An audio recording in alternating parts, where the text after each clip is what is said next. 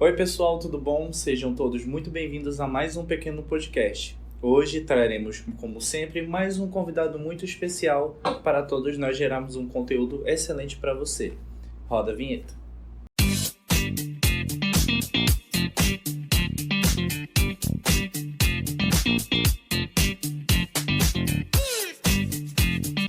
Então, pessoal, hoje nós iremos receber o jornalista e radialista Adriano Ribeiro, ele que trabalha há 21 anos na Associação Beneficente O Pequeno Nazareno, lá de Fortaleza, e na rede nacional Criança Não É de Rua, desde sua fundação em 2005. Criou em 2003 e apresenta até hoje o programa de rádio Prioridade Absoluta, no ar aos sábados de meio-dia, na FM Dom Bosco de Fortaleza. Desde já, seja muito bem-vindo ao Pequeno Podcast. Olá, Júlio, tudo bem? Eu quero dizer que, para mim, é uma satisfação, uma alegria muito grande participar desse espaço fantástico. Quero aqui, mais uma vez, já fiz oportunamente, né, ao Tommaso Lombardi, quando compartilhou lá no início, né, esse sonho do Pequeno Nazareno em Manaus produzir e veicular um podcast. E para mim foi uma grande surpresa vocês terem me convidado para participar. Então eu só posso dizer que é uma grande alegria. Estou aqui vestindo a camisa, literalmente, né, a camisa da Rede Nacional Criança Não É de Rua, que é também como você, é um jovem, né? É uma rede jovem, tem agora 18 anos, e estamos aqui à sua disposição, tá certo? Para compartilhar um pouco da nossa trajetória, da nossa caminhada em defesa das crianças e adolescentes em situação de rua nesse grande Brasil que, infelizmente, ainda dorme, ainda abandona, ainda aceita a tragédia de que hoje à noite milhares e milhares de crianças e adolescentes durmam ao relento, em cima de um pedaço de papelão, com seus corpos frágeis, franzinos, muitas vezes, ou na maioria das vezes, famintos, mas nós temos a convicção, nós temos a segurança e temos o sonho de que essa realidade não irá muito longe, de que o Brasil vai acordar e que vai proteger todas as suas crianças e adolescentes, viu, José? Exatamente, muito obrigado pelas suas palavras. É realmente muito bom poder receber o senhor aqui, uma pessoa que já faz parte do Pequeno Nazareno há 21 anos. Eu tenho 21 anos. Eu fiz 21 anos esse ano, então é uma diferença, é uma vida, né? E assim, dizer muito obrigado por receber o nosso convite, por aceitar o nosso convite. É uma honra pra gente conhecer e poder conversar com alguém da nossa filial de Fortaleza. E assim, dando início já à nossa conversa do podcast, eu queria que o senhor me falasse como é que foi a questão da sua trajetória, como foi que o senhor descobriu que queria fazer jornalismo, como foi que o senhor viu que o senhor tinha vocação para isso, e até chegar no Pequeno Nazareno. Na verdade, eu sou servidor público municipal aqui em Fortaleza e já há bastante tempo eu trabalho em uma empresa que gerencia o sistema de transporte público aqui da cidade. Aqui em Fortaleza nós temos alguns terminais de ônibus que começaram a ser construídos lá em 1992, há bastante tempo, e muitas crianças e adolescentes elas acabavam dormindo nesses espaços. As crianças acabavam circulando, né, pela cidade, de um terminal de ônibus para o outro, e em uma das minhas atividades eu conheci dois educadores do Pequeno Nazareno. Eles faziam aquele trabalho de aproximação social, né, de educação social de rua, e eu observei que as crianças, muitas das crianças que dormiam nos terminais de ônibus, elas estavam sumindo dali. Elas tinham desaparecido daquele espaço. Então eu tive a curiosidade de perguntar àqueles dois educadores do Pequeno Nazareno, de forma jocosa, assim, em forma de brincadeira, eu bati no ombro de um deles assim e falei: olha, onde é que vocês estão escondendo esses meninos? Porque eles estão desaparecendo aqui dos terminais. E eles então começaram a me explicar, a falar sobre o trabalho da educação social de rua, falaram sobre o Pequeno Nazareno, e eu fiquei muito interessado e pedi para fazer uma visita. Perguntei se a gente poderia ir até o Pequeno Nazareno, que eles falaram assim com tanta paixão, com tanto entusiasmo sobre o trabalho do Pequeno Nazareno, que eu não resisti. Então eu pedi para visitar a instituição e a partir dali, no Pequeno Nazareno, aqui em Fortaleza, mais precisamente na cidade de Maranguape, a 30 quilômetros do centro de Fortaleza, existe aquele espaço de acolhimento institucional chamado Sítio O Pequeno Nazareno. E as pessoas que vão lá simplesmente ficam encantadas. Comigo não foi diferente.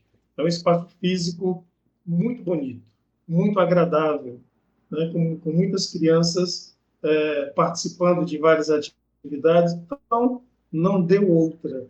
Eu tomei ali a decisão de pedir ao Pequeno Nazareno para realizar um trabalho voluntário. E foi aí quando tudo começou. E até hoje, quando alguém pergunta, visita o Pequeno Nazareno e me pergunta, 20 anos depois, o que é que eu posso fazer para ajudar? Então eu sempre respondo, olha, conheça, visite, conviva, porque através da convivência, certamente cada um de nós pode oferecer algum tipo de ajuda. Me lembro sempre de uma voluntária que todos os meses cortava o cabelo dos meninos do Pequeno Nazareno, porque ela e a família trabalham com um salão de beleza. O que eles sabem fazer? Cortar cabelo. Então, e ela fazia aquilo também, é uma voluntária antiga, com tanto amor, com tanta dedicação, que assim dava gosto da gente ficar olhando. A gente ficava admirada com o amor com que aquela voluntária prestava aquele serviço. Então, eu me tornei voluntário. Num dado momento, o fundador, Bernardo Rosemeyer, nos convidou para sermos colaboradores, para prestarmos um serviço ao Pequeno Nazareno, e um dos primeiros serviços que nós prestamos, não foi o primeiro, mas foi um dos primeiros, foi a criação de um programa de rádio. Então, se fosse hoje, talvez eu tivesse também criado um podcast. Mas, desde criança, sempre gostei muito de rádio. Tenho dois irmãos que são radialistas. É uma coisa interessante. Os dois vivem mesmo do rádio. E eu, na verdade, ocupei um espaço no rádio para falar sobre os direitos das crianças e dos adolescentes. E fomos desenvolvendo alguns trabalhos no Pequeno Nazareno, até chegar o momento em que o fundador, o Bernardo Rosemeyer, nos convidou para articularmos em todo o Brasil fazemos uma campanha, porque naquele momento nós não pensávamos numa rede. Depois veio se chamar Rede Nacional Criança Não é de Rua. E o Bernardo perguntou se eu gostaria de visitar, viu, Joseph, o Brasil inteiro, né? E aí nós visitamos durante 5 anos todas as capitais desse país. Nosso recurso, ele não dava oportunidade para que nós visitássemos muitas outras grandes cidades. E por isso nós nos restringimos a visitar as capitais. para quê? Para construir o que hoje é a Rede Nacional Criança Não é de Rua. Nós entendemos, nós enxergamos, em 2005, portanto, há 18 anos, que várias outras organizações no Brasil, elas sofriam com as mesmas dores que o pequeno Nazareno estava sofrendo.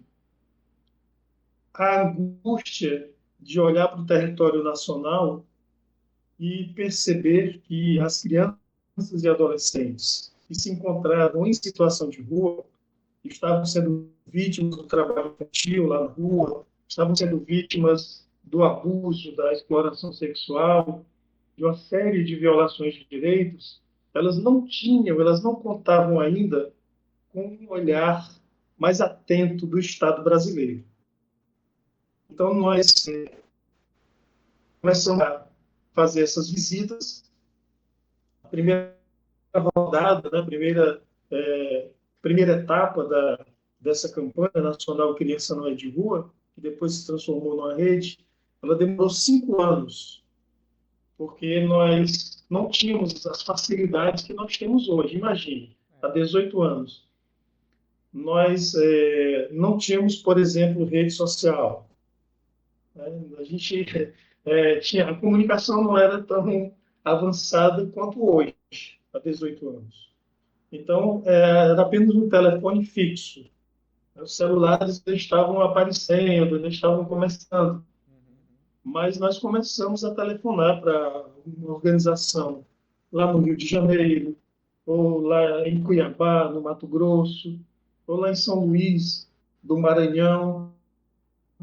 E nós íamos descobrindo, através de telefonemas, através de telefone fixo, não tinha celular ainda, tinha, sim, os primeiros celulares, né? Um celular muito conhecido naquela época era o tijolão, né? Porque ele era muito grande, pesava assim meio quilo, sabe? Então a gente usava o telefone fixo para ligar para as organizações e uma organização ia apontando, ia indicando naquela cidade quais eram as outras organizações. Então, quando nós conhecemos todos pelo telefone, nós combinávamos a realização de um seminário. E assim realizamos a primeira etapa da campanha Só Criança Não é de Rua. Fizemos seminários em todas as capitais, as organizações foram aderindo às nossas propostas e a principal delas era que o governo brasileiro, o governo federal, pudesse olhar para todas as crianças que estavam nas ruas e que continuam, né? Nosso pedido continua valendo, e pudesse elaborar, com a nossa ajuda, com a ajuda da sociedade civil, uma política pública nacional para todas as crianças e adolescentes em situação de rua e suas famílias. Não sei se eu consegui te responder a tua primeira pergunta, eu avancei um pouco, mas, resumindo, né, nós começamos com um trabalho voluntário no Pequeno Nazareno, aqui em Fortaleza. Depois fomos convidados para trabalhar no Pequeno Nazareno. Depois, em seguida, fomos convidados para sermos um articulador nacional da campanha nacional Criança Não é de Rua, e depois se transformou na rede. E assim, já pegando esse gancho da campanha da Criança Não é de Rua, já falou, né, como foi que iniciou a campanha e tudo, mas eu tenho uma pergunta. Por que o dia 23 de julho? A Rede Nacional Criança Não é de Rua, ela começou levantando algumas bandeiras, ou seja, alguns objetivos. O primeiro deles a gente gostaria que o Brasil tivesse um conceito único quando vai se referir à criança ou adolescente em situação de rua. Hoje nós temos, fruto de um trabalho de várias organizações que integram a Rede Nacional Criança Não é de Rua. Mas lá, naquele momento em que nós começamos a trabalhar com a Rede Nacional Criança Não é de Rua, nós não tínhamos. Quando nós chegamos em São Paulo, por exemplo, nós percebemos que em São Paulo, para se referir à criança ou ao adolescente em situação de rua, eles diziam, eles separavam, existiam para os paulistas a criança na rua, assim eles falavam, e a criança de rua. A criança de rua, a criança e adolescente de rua, como falavam os paulistas, era aquela criança, aquele menino, aquela menina que dormia nas ruas. E a criança na rua era a criança ou adolescente que estava lá no semáforo, que estava vendendo balas, que estava no trabalho infantil. Então, eles faziam essa distinção. Ao chegar em São Luís, no Maranhão, saindo lá do Sudeste para aqui para o Nordeste, quando nós percebemos São Luís e visitamos, São Luís utilizava uma terminologia que era a seguinte: criança em situação de rua cristalizada, para aquele menino ou menino que dormia lá na rua, que já estava, de fato, entre aspas, morando na rua, e não voltava mais para casa no final do dia. Então, São Paulo era criança de rua, criança na rua. São Luís, no Maranhão, criança em situação de rua cristalizada.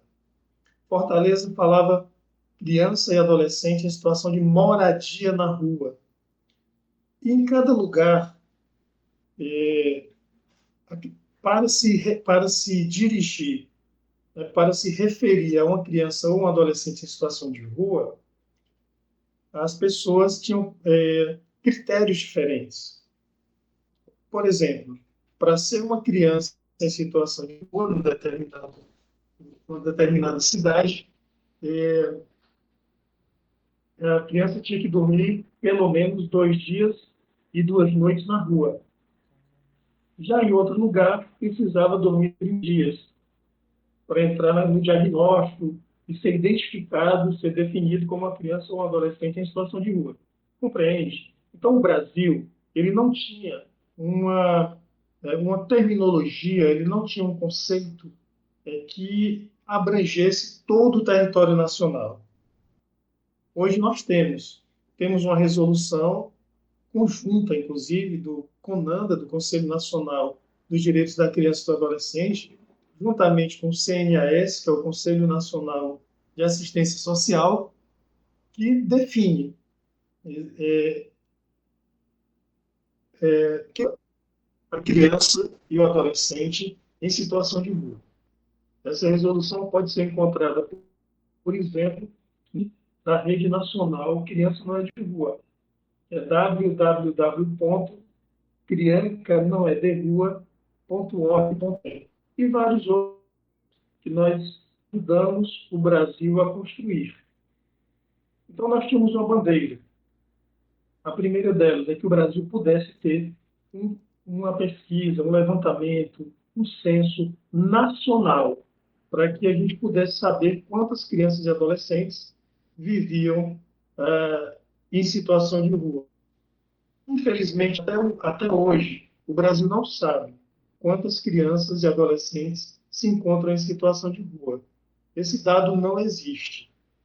Algumas cidades, algumas prefeituras, alguns governos em alguns estados realizam pesquisas, mas nós não temos um levantamento nacional. E por que é importante ter um levantamento nacional? Porque para ter nós já temos o conceito, né? E nós precisamos de um censo nacional para que vamos como melhor ajudar esses meninos e meninas e as suas famílias. Nós precisamos saber por que eles saem das suas famílias, das suas comunidades e vão parar nesse ambiente tão hostil, tão violador de direitos que são as ruas. As ruas, infelizmente, não são seguras para as nossas crianças e nossos adolescentes, principalmente quando estão desacompanhados de adultos. A rua não é lugar para uma pessoa viver, para uma pessoa dormir, não é? As crianças e adolescentes, suas famílias precisam de um lar, precisam de ter o direito à moradia conquistada. Então, veja bem, nós defendemos um conceito, e nós já temos, nós defendemos um levantamento nacional, periodicamente, para a gente poder mensurar o tamanho do desafio e para que nós tenhamos políticas públicas e orçamentos públicos que atendam às necessidades dessa população. E nós defendemos também o direito à convivência familiar e comunitária. Toda criança e adolescente tem esse direito fundamental de viver com sua família e não viver em situação de rua. Sim, sim. E ao longo desse processo, nós demarcamos o 23 de julho, que é a tua pergunta fundamental nesse momento, como o Dia Nacional de Enfrentamento à Situação de Rua de Crianças e Adolescentes. Nós percebemos que nós temos um dia no nosso país para lutarmos, para defendermos a causa da criança, do adolescente que está sendo vitimada pelo trabalho infantil.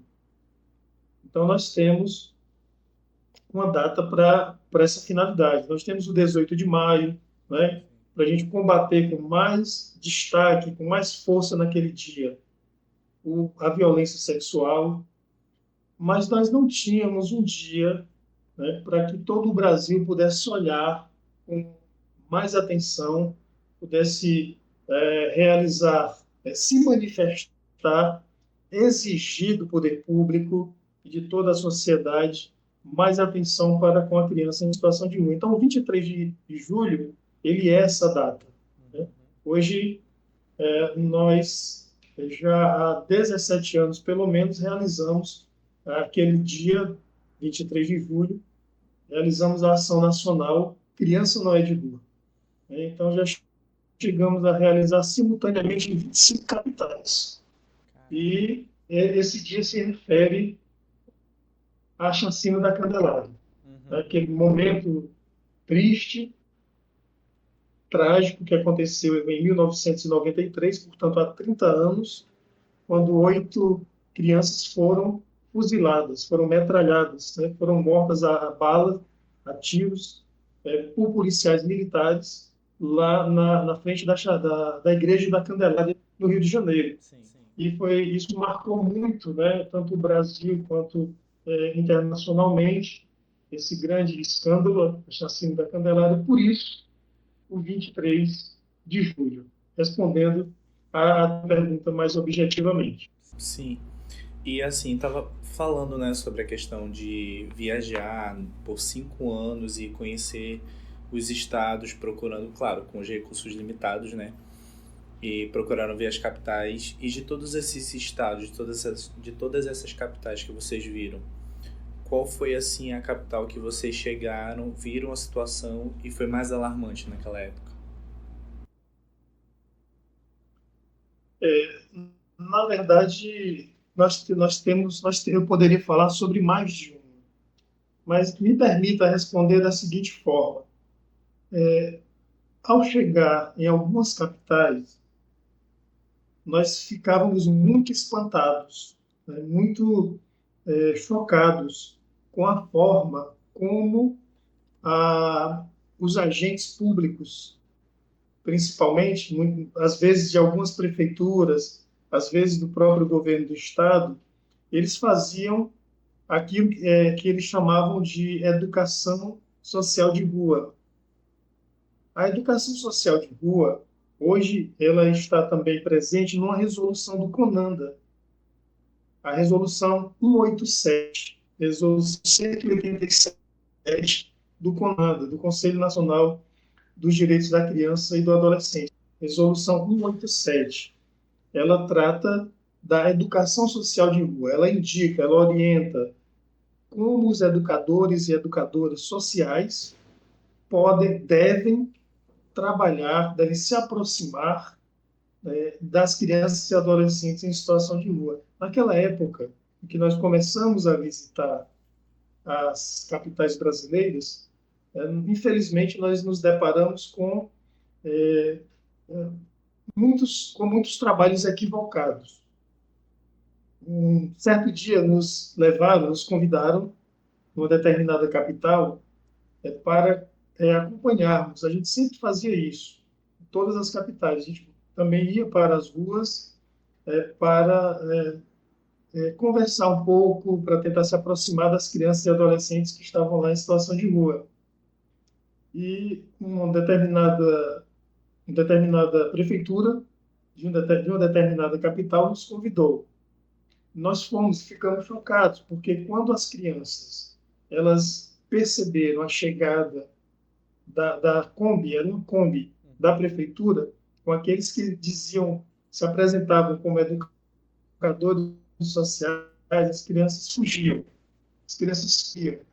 Ou seja, então, só essa atitude já demonstrava que aquele trabalho ele não estava sendo bem sucedido. Porque se aqueles educadores e educadores, que depois nós soubemos, eles seguravam à força, né, de modo coercitivo, e um pouco violento, eu diria.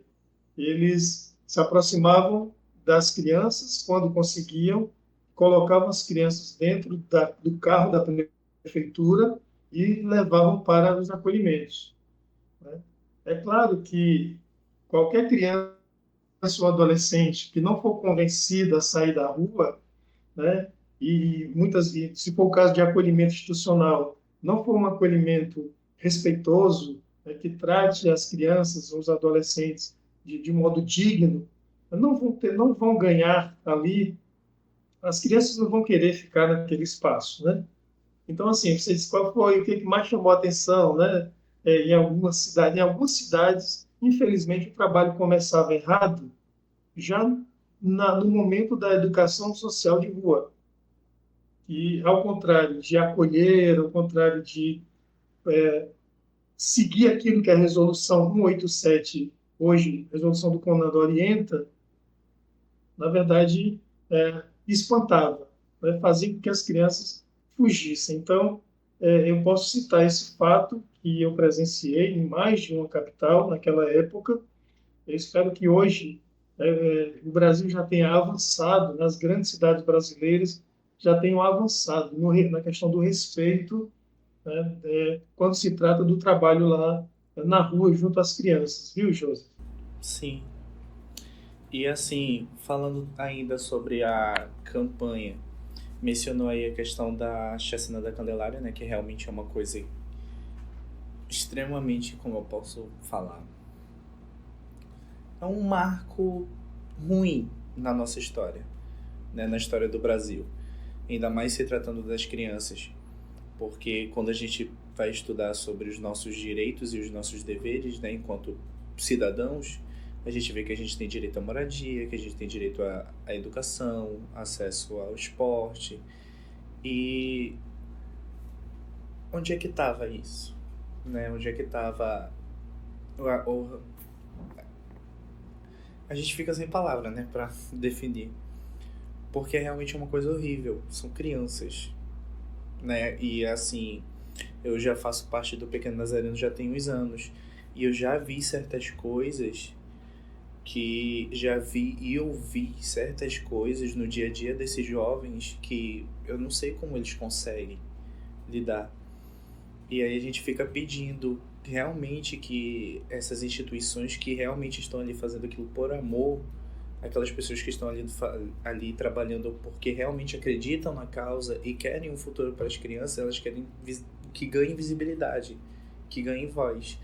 Que aí me leva a mais uma pergunta, que é: qual é o alcance dessa rede? Joseph, ótima pergunta. Quanto à questão do alcance, a gente tem muito orgulho, sabe, de ter conquistado a atenção, isso em todo o território nacional, de mais de 600 organizações da sociedade civil e também do poder público. Então, ao longo desses 18 anos, nós fomos conquistando, né, paulatinamente, ou seja, devagarinho, a gente foi ganhando a confiança dos parceiros, das parceiras.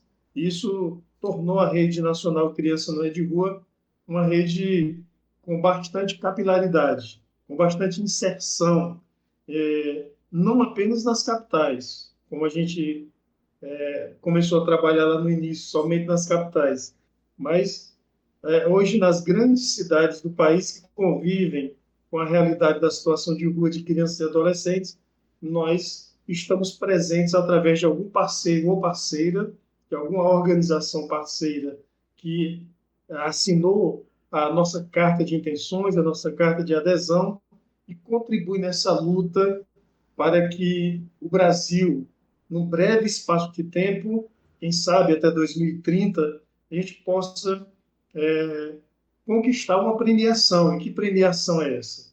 A gente tem que ganhar o prêmio de ser um país, de sermos uma nação onde, como outras no mundo inteiro, onde crianças e adolescentes não mais viverão nesta trágica condição que é a situação de rua. Eu diria que é um grande sonho, mas eu não posso colocar como um sonho. Vamos colocar aqui como um grande objetivo, né? É um grande objetivo, é uma grande meta que, como estava falando, né? Como foi para conseguir nacionalmente foi muito difícil e como como é costume dizer, né? Sangue, suor e lágrimas. E assim, Sim. se todos nós, né, se todas essas 600 organizações de todo o país dermos as mãos por um único objetivo, que é o objetivo, né, de tirar esses jovens dessa triste realidade, eu tenho certeza que apesar das dificuldades que a gente vai encontrar pelo caminho, porque a gente não pode pegar e falar que vai ser fácil, que vai ser rápido, vai ser difícil, vai ter momentos que realmente serão ainda mais complicados do que outros momentos que a gente já viveu, mas que são momentos que vão valer a pena a gente enfrentar, né? E assim, a gente está falando sobre esses momentos, sobre atingir um objetivo, sobre ter uma meta. E aí eu fiquei pensando uma coisa, falando sobre conquistas, né? Você mencionou sobre a questão de quem sabe o Brasil futuramente se torne um país modelo, né? Na questão de combate ao trabalho infantil, a tirar esses jovens dessa realidade. E aí eu queria perguntar sobre as conquistas da rede Campanha Criança Não é de Rua. Nós sempre avaliamos que a nossa maior conquista foram as diretrizes nacionais para o atendimento a crianças e adolescentes em situação de rua. Concretamente, nós consideramos um grande avanço que nós podemos compartilhar com o nosso país. A partir muito da nossa provocação enquanto rede, do nosso trabalho. As diretrizes nacionais para o atendimento a crianças e adolescentes em situação de rua, elas são compostas por um conjunto de resoluções do CONANDA, o Conselho Nacional dos Direitos da Criança e do Adolescente, muitas delas conjuntas com o CNAS, o Conselho Nacional de Assistência Social. Nós temos também a nota técnica 01/2016, que é uma nota técnica muito importante. Ela é da Lavra, né? Ela foi construída pelo Ministério do Desenvolvimento Social, conjuntamente com o Ministério da Saúde. E ela se destina, ela é uma orientação fundamental para o atendimento, a proteção das mulheres, de adolescentes, de jovens, de mulheres que estão em situação de rua e que ficam grávidas. Então, essa nota técnica, ela como deve essas crianças que nascem nessa condição. Porque, lamentavelmente, em alguns lugares do território nacional, em alguns lugares do nosso país, as crianças que nascem, que são filhas de mulheres em situação de rua, muitas vezes elas são, com o apoio do Estado brasileiro, do poder público, essas crianças são retiradas das suas mães. Nossa nota técnica, ela vai de encontro a essa realidade. Então, falar de conquistas, para nós, é falar desse conjunto de documentos, dessas normativas que, antes da nossa rede se constituir e trabalhar, não existia. A legislação específica para crianças e adolescentes em situação de rua, ela deu um grande salto na nossa visão a partir da existência, da elaboração por esses conselhos, né, pelos ministérios que eu citei aqui, desse conjunto de resoluções e também dessa nota técnica especificamente, sabe? Então, assim, além também da sensibilização de grande parte da sociedade brasileira, né?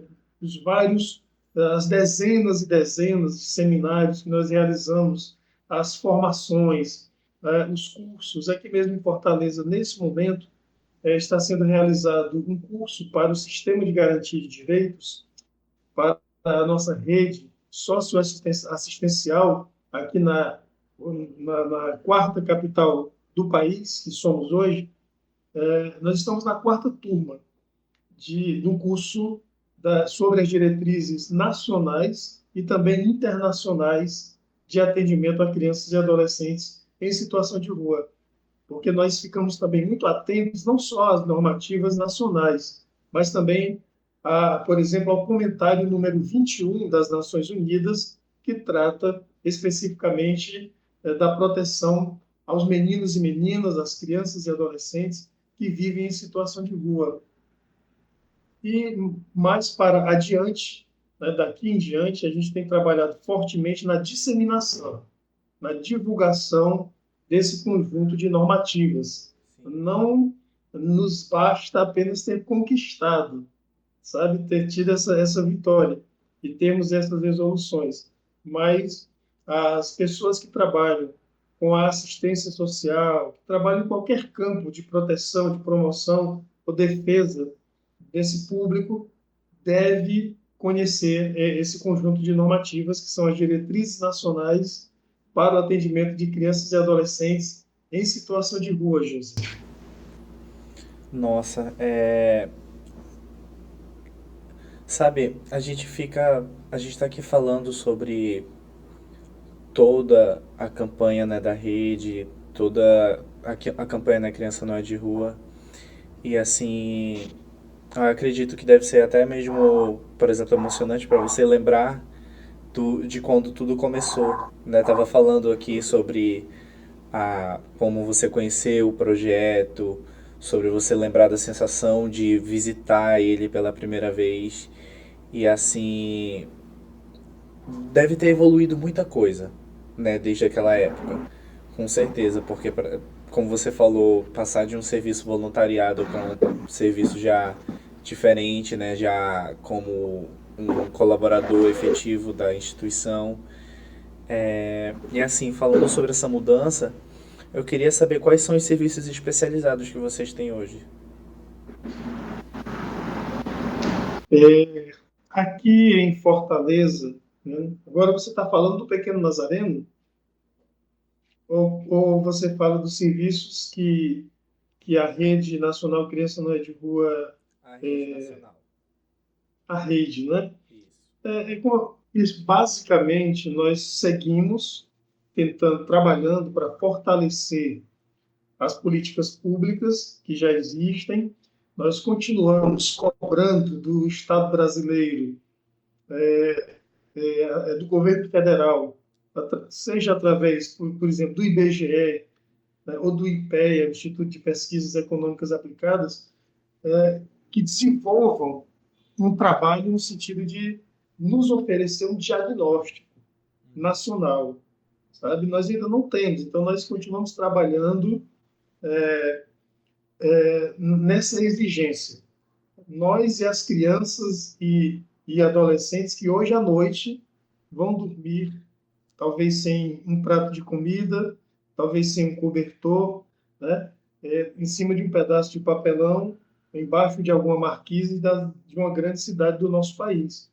Então, essas crianças e adolescentes exigem que o fenômeno situação de rua seja melhor estudado e periodicamente seja apresentado.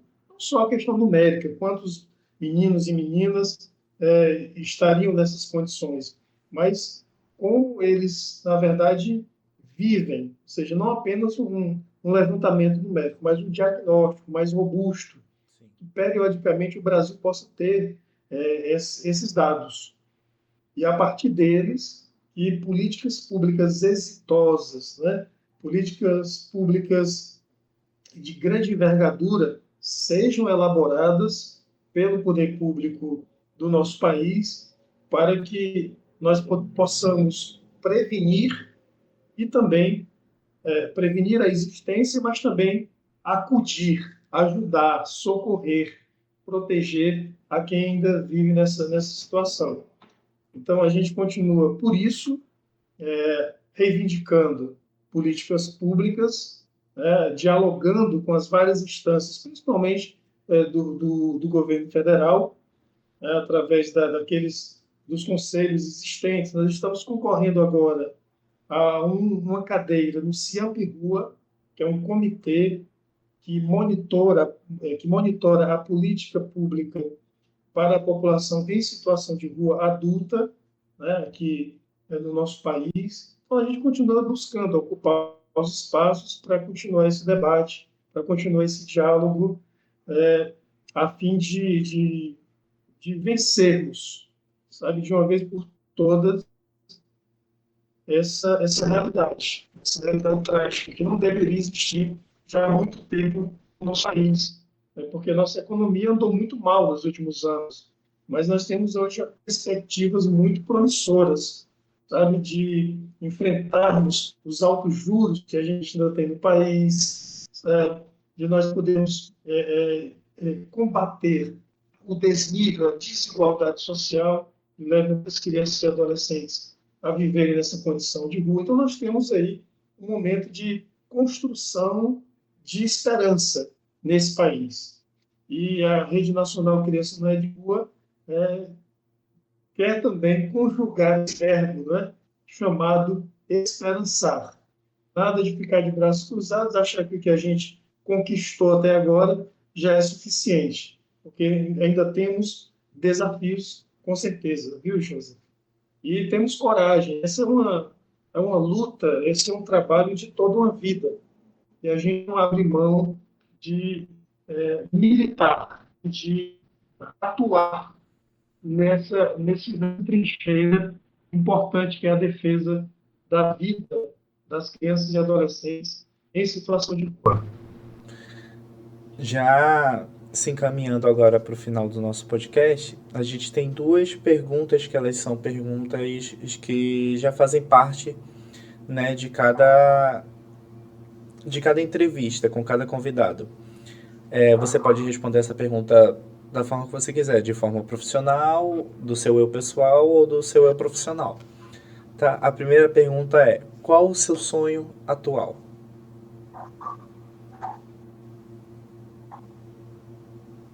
Olha, os sonhos, eles não envelhecem, né? Os sonhos, eles não envelhecem. O meu sonho atual, e talvez até de vida, né, é poder... Não, eu não acredito que a minha geração ela vai conseguir ver isso. Poder continuar com coragem de trabalhar para que, sabe, os nossos filhos e netos possam viver em um mundo mais igual, mais seguro, né, mais digno, mais decente, onde os direitos humanos de todos e todas possam ser absolutamente respeitados, sabe? Então, esse é um sonho que a gente alimenta e que dia após dia a gente trabalha para ver acontecer. O sonho de uma sociedade mais justa, mais fraterna, mais igualitária. E a nossa segunda pergunta é: qual o seu sonho para os jovens? Olha, essa pergunta ela é muito bacana, sabe? É muito fácil de responder também. Eu eu penso que o direito à participação, ele, ele é algo que pode transformar a vida das juventudes, sabe? Quando nós adultos criarmos coragem de verdade para oportunizarmos, sabe? Espaços para que os jovens protagonizem, sejam os participantes, sejam as verdadeiras lideranças. Aí eu acho que esse sonho ele é um sonho que pode mudar o mundo, sabe? Pode mudar o mundo. Quando eu lembro que quando o Tomás Lombardi, antes desse, falei no início, antes do pequeno podcast existir, compartilhou comigo essa ideia, ainda era uma ideia, eu fiquei muito feliz e disse, olha, Tomás tem todo o nosso apoio, se precisar de algum suporte, sabe, de alguma ajuda, a gente está à disposição, porque esse espaço do pequeno podcast é exatamente o espaço, é uma semente, né, onde o jovem vai trabalhando, vai participando, vai se desenvolvendo e vai conduzindo diálogos que, pelo que eu tenho acompanhado, têm sido diálogos muito frutuosos, têm dado muitos bons frutos, sabe? Então, em síntese, né, o meu pensamento assim, a nível de sonho para as juventudes é que elas ocupem todos os espaços que puderem ocupar, que puderem conquistar, sabe? Porque muitas vezes nós adultos não falamos muito, não deixamos vocês falarem, sabe? E a gente precisa, de vez em quando, ser lembrado de que o mundo o mundo pode ser transformado a partir da ação das juventudes, tá certo? Então, de parabéns o Pequeno Nazareno em Manaus por esse espaço que é o Pequeno Podcast e de parabéns também toda a equipe, sabe? Você, a Gabriela, tá certo? Todos que uma vez ou outra vão conduzindo os episódios, as edições do Pequeno Podcast, viu? Me animei aí com essa tua segunda pergunta, porque a gente acredita na juventude. Eu não tenho muito o que dizer, além de, obviamente, agradecer por ter aceitado esse convite, por ter disponibilizado o seu tempo, por estar aqui compartilhando com a gente um pouco sobre a campanha Criança Não É de Rua. E parabenizar, obviamente, pelo trabalho, né? Pelo trabalho, a sua história, querendo ou não, ela inspira as pessoas, porque todos nós a gente precisa entender que certas coisas que a gente vai fazer vão vir bons frutos futuramente. E, poxa, você já está há 21 anos fazendo parte do Pequeno Nazareno. Eu fiz esse ano 21 anos, então a minha vida inteira, enquanto eu estava em desenvolvimento, você estava ali lutando para que para que jovens possam ocupar os seus lugares, para que os jovens sejam escutados, como dizia a minha falecida professora do Projeto Gente Grande, Cíntia Quaresma, ela falava, quem não é visto não é lembrado. E é uma frase tão simples, mas com um impacto tão grande. E com certeza a nossa conversa aqui ela vai servir de inspiração para outros jovens, vai servir de informação. E então, em nome do Pequeno Nazareno daqui de Manaus, nossos sinceros agradecimentos e esperamos até a próxima. E para você que assiste a gente no Pequeno Podcast, não se esqueça, curta, comente, compartilhe, se inscreva e ative o sininho. Até a próxima.